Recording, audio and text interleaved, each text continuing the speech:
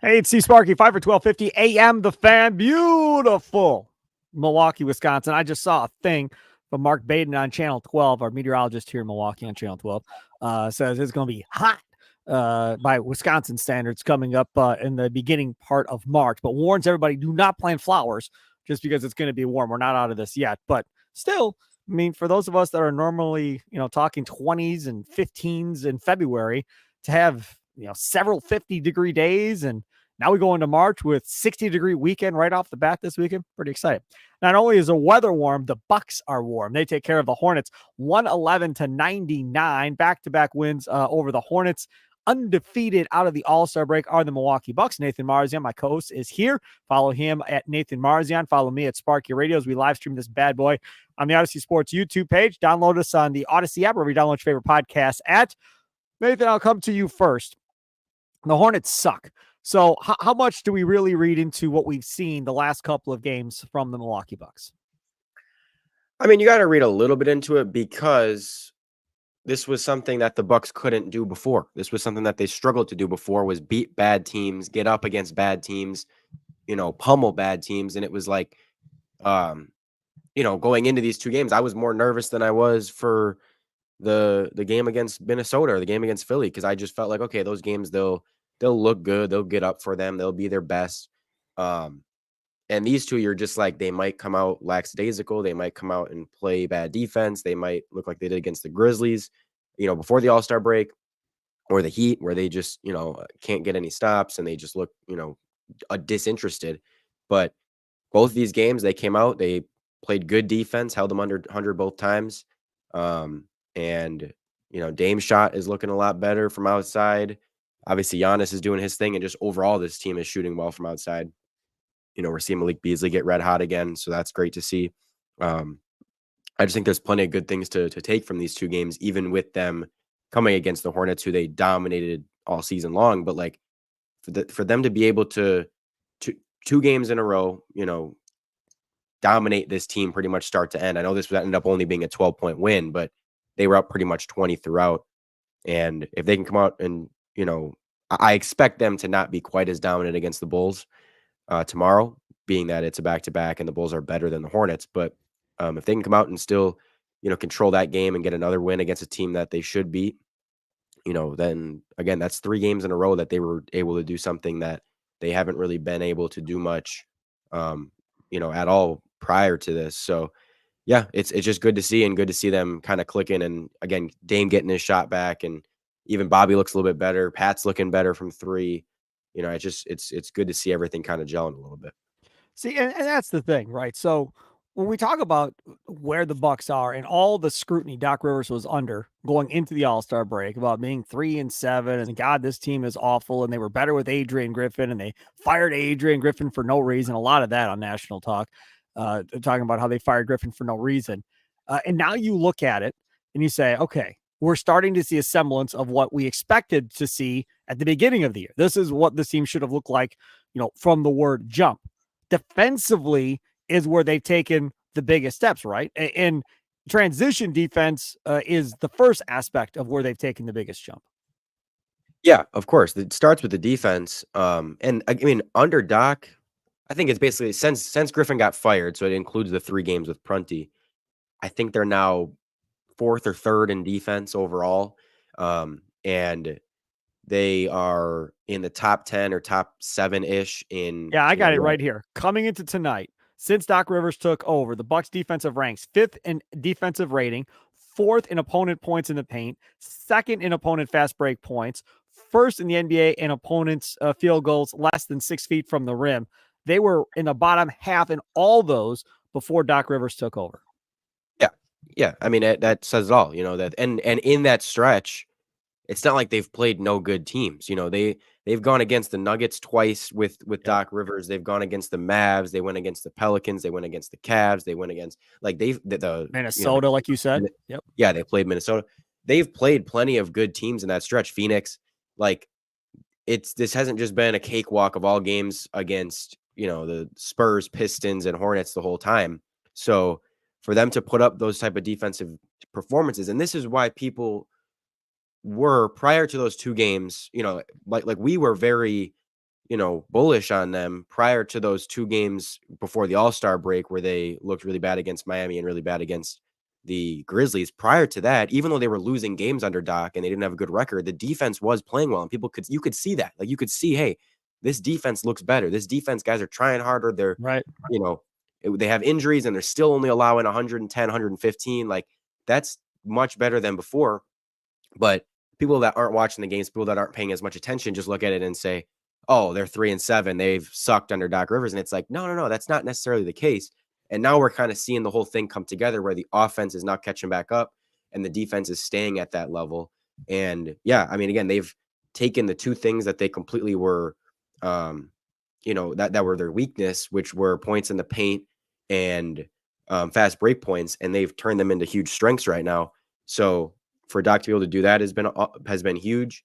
And I think just the way he's used Brook Lopez, turning him back into a super elite defender. I was always on the camp that, it wasn't Brook himself that was like a problem defensively. It was more the scheme and the personnel and all that stuff, and just not, putting him in a good position. And we've seen since, Doc took over how good Brook has been on the defensive end, and they're keeping him around the rim more and using him the way he's meant to be used. And it's like, wow, you're, coaching to your players' strengths. Like, that's amazing. I can't believe it. But yeah, it's just, again, great to see them clicking on that end. And the offensive side, one of my favorite moments of this game, Brook Lopez blowing by Grant Williams with a little dump off pass for an easy basket. I love seeing Grant Williams get abused in any game, anytime he gets beat, because as we all know, you and I both don't like Grant Williams. So that's always fun. And to see him on a losing team also makes me smile as well, watching Grant Williams lose a bunch of basketball games. Okay, the other part of this, and I saw you tweeted this out, and again, if you want numbers, Nathan Marzion is your guy when it comes to Bucks basketball. Like, nobody has more numbers at his fingertips than Nathan Marzion. And Nathan also is the president of the Giannis fan club, I would say, for the most part. And this dude here came up with some stats on Giannis shooting 3, and I just started laughing. I read it, I was like, oh my God, that's really funny. And it was funny, but I'll let you go ahead and give the numbers if you have them. Otherwise, I saved the tweet. I can give the numbers if you don't have them. And it was comical because he is shooting the ball better from 3. Like, there's no question he's shooting the ball better.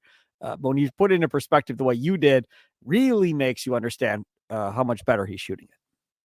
Yeah, so I just looked at his number. This is 3-point percentage since January 24th. So this is about a little over a month. And he's at 41.7%, and that has now gone up because he went 2 for 2 tonight. Right. So that's even higher, but that's higher than Donovan Mitchell, Luka, Trae Young, Devin Booker, Tyrese Maxey, Halliburton, Tatum, Klay Thompson, Bradley Beal, Jalen Brunson, Kevin Durant, Dame, Jokic, De'Aaron Fox, Paul George, Jalen Brown. Now, obviously, the caveat in all of this that Marzion does not put in the tweet is he probably has taken several less 3-pointers than all of those other dudes have. This is just in that same month time. This is just a stat that says Giannis is a better shooter than those guys. He's just a better shooter. No, of course, it's I said it's tongue in cheek, and it's obviously he's taking basically 2 per game, less than 2 per game. But to me, it's perfect right now. It's Agreed. He almost could be taking 1 more per game, but like, for him to be shooting well and taking not many is perfect. You're like, okay, like, he goes, it feels like every game right now he's going 1 for 1, 1 for 2, 2 for 2. Like, that's perfect. That's exactly what you want, where he's completely still focusing on getting down low, getting to his spots, but like every now and then, and the ones he's taking are wide open, good threes. They're not dumb threes. They're not super early in the shot clock when, you need a bucket. They're like, okay, he can afford to take one right now, and he's got a pretty good look at it. He takes it and he's making them, and it's absolutely awesome. I mean, he's now 6 for his last 8 from 3 in the last 3, 4, 5, 6 games. And yeah, I mean, but this does go back a little bit further than that too. I mean, this is all the way since January 3rd now. He is. Oh, you took it back almost a full month more. Yeah, since January 3rd, he's about 38%.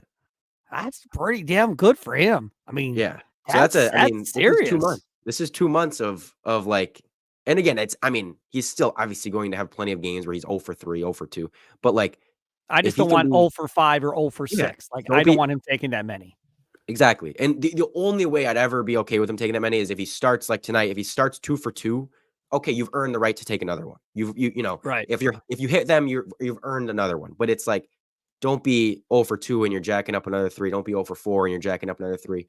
But yeah, I mean, it's a nice little stretch here from him of 3-point shooting, and I think it's just completely, you know, taking his game to an even more unguardable level where it's like, everyone knows how good he's been this season in the paint and just overall, like with what he's been doing. And for him to now be knocking down threes is like, holy crap, he's hitting 40% from three. Like this is insane. So, yeah, just another awesome thing to see, you know, and obviously again, I mean, I mentioned now Dame is starting to hit his threes again, which we kind of expected at some point would happen. He's not Yeah. going to shoot 30% all season. He's now 44% since the All-Star break, so that's good. Yeah, it's just everything's kind of clicking. All right, let's talk about another thing in this game that came up. I saw on a tweet, and again, people have been tweeting this since he's been here. It's really picked up steam, I think, in the last couple of weeks. But my buddy Trey Cosby the third, you know Trey on Twitter? Do you know Yep. him at all? Oh yeah. Yeah. I love Trey. We've gone back and forth for years. He says it's so funny watching Dame not get these calls that other guys get nightly. Man, LOL. I just don't understand. Let's try and make some sense of this, shall we? I'll start first. I just don't think they are going to give him the calls because Giannis gets so many, because he gets to the free throw line so much. I think part of this is they don't want two guys on the same team going the line 10, 12 times apiece every single game. And unfortunately for Lillard, when he was in Portland, there wasn't anybody else. So they were comfortable making those calls and him being the only one that got to the line. I mean, if you think about it, Milton never got to the line a ton necessarily. Holiday didn't get to the line a ton, hardly ever, really. I mean, so those guys really never got to the line a ton. And I don't, maybe you can go back and tell me, because you're the numbers guy on this podcast.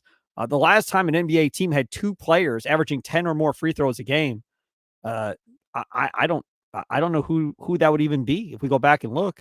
Because when Wade and Shaq were together in Miami, Shaq was towards the end. So I don't even know back then how many average free throws he was averaging. That would probably be my closest guess, maybe. Kobe and Shaq, maybe. But 10 free throws a game is a lot.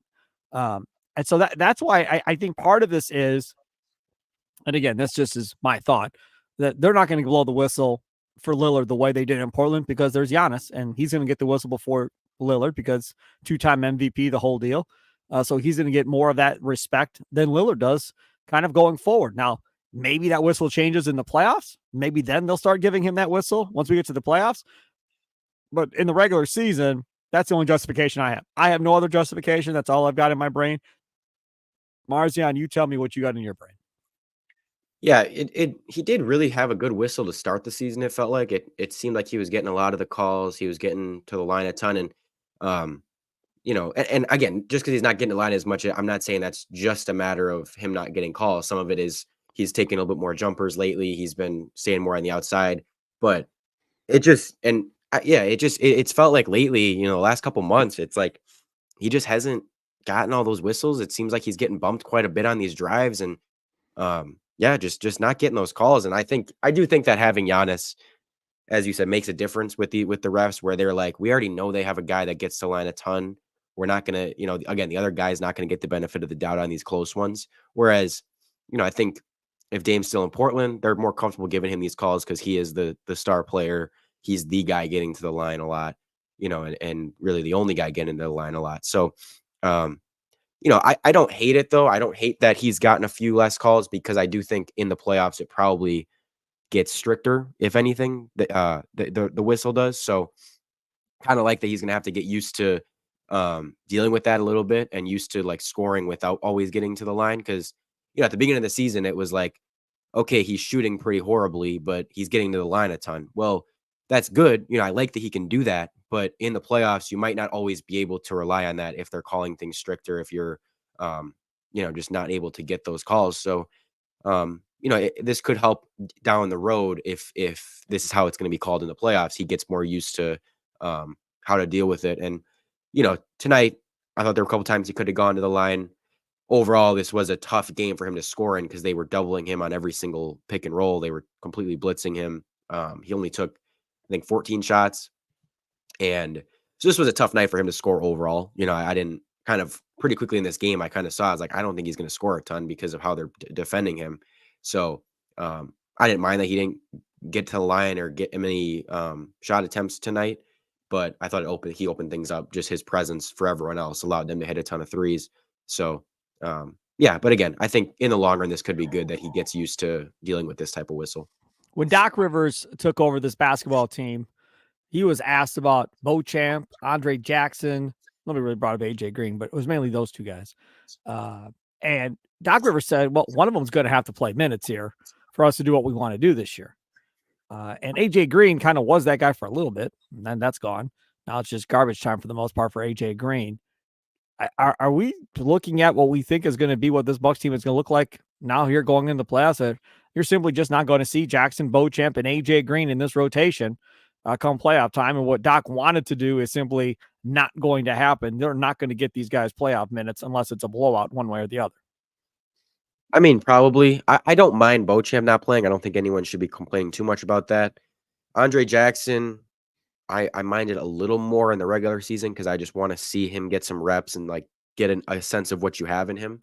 Because again, he has those stretches where he looks good defensively, and there's definitely moments where you're like, it can't hurt too much to just throw him out there, But when their defense is playing well, it makes more sense. Like they've been playing better defense, so you don't need him as much. When they were struggling defensively, again, that Mavs game or that Grizzlies game before the All-Star break, where they in that third quarter, the Grizzlies are making everything. It's like throw him out there, see what you can get out of him. Like in a game where you're struggling defensively, I want to see them do that. But I'm not gonna act like Andre Jackson is like this.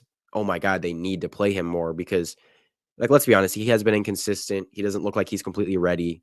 So whatever. And then AJ Green's the one that I want to see play more. But again, at the same time, if Pat's going to play like he has lately, you understand a little bit more Pat Connaughton playing over him, because before it was like, there's no reason to be playing Pat over AJ Green. Well, lately Pat's hitting his threes, playing better defense. He just seems to be, playing better overall. Okay, I understand it a little bit more. You want to kind of go with the experienced guy. Like you want to, as Doc said earlier, like he was like, we're going to need him later. We're going to need him. So we got to get him ready. We got to get him playing time, get him reps, all that. I think Doc just knows which guys are his front runners and which guys are like the ones that he's going to be going to. And it's like, well, if we're going to go to them later, we might as well play them now. Like there's no point in giving reps to guys you're not going to play much later because you want to be as prepped as you can be for the playoffs. So I think that's how he's looking at it. Again, I'm not saying that's what I would do. I would still be giving these guys some playing time, give them some stretch, but he's obviously, I don't think, going to do that. So it looks like it's going to be largely, Pat Bev, Gallinari, Bobby, that's kind of the bench unit, Jay Crowder. So yeah. Tell me what Gallinari has added to this team since he's been here. Nothing. Not That's yet. right. Not a damn thing. He's a body that runs up and down the floor, back and forth we go. We just watch him run back and forth. I mean, he's burning calories, so that's good.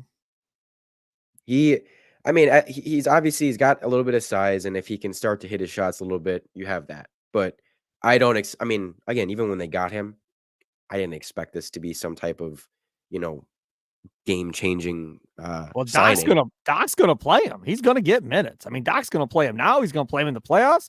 Doc's gonna play this dude one way or the other. And if he's gonna play, like you said, A, he better shoot and shoot well. And B, if he's not going to shoot well, then he better rebound the damn basketball. It's going to be one or the other. Yes, but also, he has played, in his 4 games so far, he's played 5, 9, 15, and 7 minutes. So it's not like he's played, and the 15 was because it was a total blowout. So I think he stayed in for most of that fourth quarter. And even tonight, those 7 minutes, some of them came in the fourth. So, this isn't like he's getting, a huge role or anything, but I do think he's going to be a guy that, again, kind of just as backup minutes, like if you need 5 minutes, he's going to be throwing him out there. So, yeah, again, I want to see him start to hit some shots. I don't expect him to give you a ton defensively, but at least be able to like rebound or be, present as a big body down low. But, again, Doc's just going to, I think, go with those experienced guys. I think coaches just have guys that they're like, I know what I can get out of him if he's playing well. I know I've seen it before, so it makes you more comfortable than rolling with guys that you're just like, they've never been in this situation. They don't know. This is an unknown. I don't think coaches like experienced coaches, especially, I don't think like doing that and rolling with the young guys. So I think we got to get used to just like them going with the guys that, you know, are more trustworthy in air quotes, you know, because again, we don't know for sure yet that they're going to be trustworthy come playoff time. But, you know, if you're starting, if you're just blindly picking players based on, you know, the past or based on resume, you're going to go with the guy, Pat Connaughton, who has been in the NBA finals, who has shot 40 something percent from three in the last three playoffs and has been in all these big moments. You're going to go with Gallinari, who's a vet. You're going to go with Jay Crowder, who's been a longtime defender and 3-point shooter in the playoffs. You're going to go with those guys based on resume over any of these young guys. Like, and unless they show some huge pop or promise, you're going to probably end up just going with those guys. And so that's what I kind of got to get used to Doc doing that. One other thing here before we get to our next topic, because you and I have not done a show since this article came out. Your thoughts on the Dame Lillard "I'm Lonely" article. Lillard came out, I think it was on Instagram or something, and said, "Yeah, I'll just chill out. I'm fine. Like, I'm good. No worry. No need to worry about me. I'm good."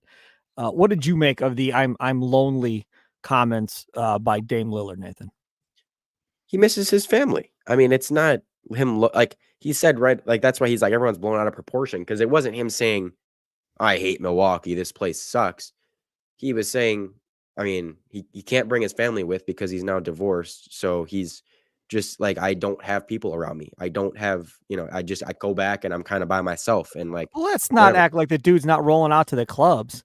I mean, he's still going out clubbing and doing his thing with these other guys on this team. It ain't like he's just holed up in his But we're hotel talking, room or his apartment, just chilling. Like, man, I can't go out with the guys, man. I'm too lonely. I no, can't but do nothing. yeah, I mean, he's still doing his thing with his teammates, and he's no, got people to hang out with. Now, I agree with you. He's missing picking up his kids from school and missing that. Yes, I agree. But let's not act like the man is like not being social with anybody and just hold up in between practice and games. He doesn't leave his where he's living. Like, that's just not the case. no, but I think he just means on a day-to-day, hour-to-hour basis, you know, because before it's like in his free time, he was with his family, he was with people. Like, he was just, he wasn't alone. He wasn't ever like by himself. It was like he's always just, even if he's chilling at home, he's got people around. And now it's like, well, he's chilling at his apartment and he's got nobody around. So it's just different. It's just a different feeling. And I mean, even if he came out and said, you know, this place hasn't been that fun, Milwaukee as a city. Well, okay, he's been here November, December, January. What do you expect? Yeah, but it has been warmer for us. I mean, from that Yeah, it has. He's had a nice winter to deal with, to be fair. It's like, I mean, again, I don't think he cares because he's from Portland. It's not like he's from a super, you know, like Arizona nice area. Yeah. But you know, if he was coming from Miami, you could see him being like, man, this place kind of sucks. But it's like, I didn't expect him to be like, oh man, Milwaukee is amazing, like in November, December, January. No, like I think if we can get his thoughts on this, we got to get him on the Thanasis podcast later in the summer to see with like, Malik hey, how Beasley. yeah, Beasley giving all kinds of love to Milwaukee. Man, yeah. it felt like a family, you know, and I got a family, and it all just made sense. We're a big family. Dude, they offered you more money than anybody else. Stop with this. I mean, why can't people just be honest about stuff? Man, they offered me more money than Nessus. That's why I came. I mean, that's it. I mean, laugh all you want, but that's why I came. I got a chance at the ring. They offered me more money than anybody else did. So that's why I came to Milwaukee. I mean, we the really spin offer off, that much and they felt like a family. Well, how much else did anybody else offer him? Did somebody We offer got him him $10 in. million a It year? was a minimum. It You was a got him minimum. go look at whatever he made. Who else offered him more? Is my point. So if it's looking around and going, wow, I could make $12 million a year over here, or I could go play for significantly less in Milwaukee with my family. Yeah, I'll go play in Milwaukee. Like, I don't believe it. I just. But no, I don't think he was going to get 12, but I think someone else could have given him the minimum, and I think he said on a podcast. No, hold on. I'm gonna actually call you out because I think he said in a podcast earlier this year where he said I had, and he could be lying, but I these things. Someone could easily call him out for lying, so I don't think he would lie about this. I think he said LA offered him 6 million to come back or something like that. And he said, I took a little bit or 5 million. I don't know what it was for. And he took the minimum to come here. So, again, I don't think he was going to. And he mentions in that podcast, I play with LeBron, I play with guys, whatever the case may be. And this felt like a family to Malik Beasley, which is good. I mean, that's good. Yeah. That's good PR for the Bucks. No, for sure. And I don't think this was a case of him taking more money because he's not making a ton of money. No, he's not. And for me, I'm like, if he's making a minimum with us, he could make a minimum. I think almost anyone would have given him a minimum, to come play for them and be like, if they needed a spot, if they needed a shooter, like any team would be like, sure, throw a minimum at Malik Beasley. But, when you're talking about, okay, what teams, if you're a catch and shoot 3-point shooter in this league, what teams are ideal for you to play on? I mean, the Bucks are top 3, if not number 1, just with the fact that, you have Giannis there that is going to be giving you great looks and, it's going to be a perfect spot for you. And he had said too, he's like, I saw the track record of players that had gone through there, Grayson Allen, Pat Connaughton, all those guys that went there as spot up shooters and really thrived and were able to take their shooting to even another level. So he's like, it just felt like it was a good spot for me. So again, I think that Milwaukee's built that reputation of like, and Giannis has built that reputation of like, if you're a shooter, go play with that dude and you're going to raise your 3-point percentage by 5%, and you're going to play better. So yeah. That's the thing too. And again, we don't know him. You don't know him. I don't know him. Seems like a good dude. I mean, don't really know him, but like the little shimmy shake that he does, horsing around in practice and stuff that you see that gets leaked out one way or the other, social media wise, seems like a good dude. Seems like a fun teammate to be around. All right. Quick last topic here. How much better are you feeling about the Bucks championship chances now after how they've come out of the All-Star break playing well? I'll start. Hasn't changed my opinion at all. Doc Rivers still has to coach him in the playoffs. So it hasn't changed my opinion as far as what this team is going to look like in the playoffs. Because I said when they made the Doc hiring, they will play better than they did under Griffin. They will look good under Doc Rivers. The problem will be, like Bud, once you get to the playoffs, that's when things are going to go sideways and we're all going to be mad. So for me, it hasn't changed anything. Your thoughts? For me, I mean, it probably took me from like on a confidence level 0 to 10, 10 being I cannot be any more confident they're winning the title, 0 being they have a 0 chance. I probably was a 5 before where I was like, they can do it. I'm not confident, but like they haven't shown they can do it consistently. They haven't shown they can reach that potential, but you kind of knew the potential was there. So I was more like a 5. Seeing them out of the All-Star break start to put it together consistently and Dame starting to look a little bit better and everything starting to kind of gel, the defense. I mean, I'm probably up to a 6 or 7, 6.5. I would say it's definitely taken me just to see that consistency, to see them put it together. I'm happy. It's raised my confidence a little bit, but of course I'm never going to be super, super overly confident because the playoffs are a whole different story. Last year we saw them and several years under Bud, we saw them have regular season dominance and look like, man, nobody's going to touch them, in the playoffs, and they get bounced before the finals. And it's like, you just know it's a whole different game. It's a whole different animal. And so it's like, you want to be playing good ball. You want to get things string together consistently. You want to get, these guys playing well, but at the end of the day, it's going to come down to how you play for those 2.5 months. Will Doc Rivers, being the coach, not allow you to get to 10? Not before the playoffs, no. I mean, again, no matter who's the coaches, I would never be at a 10. I don't. Oh, okay. I don't care if you're 82-0. I wouldn't be a 10. I'd be like, I'd be a 9. I'd be like, I'm very confident, but you just know that, man, like things can change quickly in a 7-game series. It changes, and especially in the league today, with the 3-point shooting, you can all of a sudden face a team where they hit a ton of threes on you in the first 2 games and you're down 2-0. And it's like, man, and that just changes the entire thing. So I just never will be like at that point where I'm like, this team is 100, like they're winning the title. It'll be like, I feel really good. I think this team has a good shot. I like their chances, but I I won't get there. And yeah, with Doc as the coach, it adds even more, you know, doubt because we just have seen him struggle in the playoffs. Yeah, for a long time. And playoff Nathan Marzion is so much fun doing these podcasts with because he gets on the emotional roller coaster when we get to the playoff series, buddy, and it is a lot of fun. I cannot Not when wait. they're losing. It's not. It is not fun when they're losing. I cannot wait. At Nathan Marzion, at Sparky Radio, thanks for tuning in and checking us out on the Odyssey Sports YouTube page. Download us on the Odyssey app, or if you download your favorite podcast app. Enjoy the rest of your day. Have a good one. We'll talk to you next week. Toodles.